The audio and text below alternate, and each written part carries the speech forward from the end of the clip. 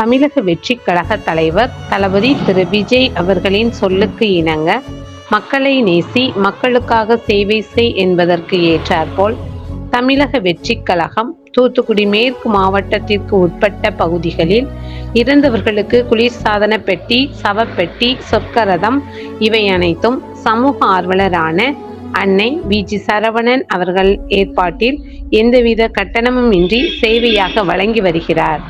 இந்நிலையில் ஏரல் பகுதியைச் சேர்ந்த ராஜா அவர்களின் மகன் சக்திவேல் அவர்கள் 28/12/2025 அன்று வயது மூப்பு காரணமாக காலமானார். அன்னாருடைய பூத உடலை அடக்கம் செய்வதற்கான சொர்க்கரதம், ஃப்ரீசர் பாக்ஸ் இவை அனைத்தும் மனிதம் நிலைக்க தமிழக வெற்றி கழகம் தூத்துக்குடி மேற்கு மாவட்டம் சமூக ஆர்வலரான அன்னை வி.ஜி. சரவணன் அவர்களின் சார்பில் எந்தவித கட்டணமும் இன்றி சேவையாக வழங்கப்பட்டது.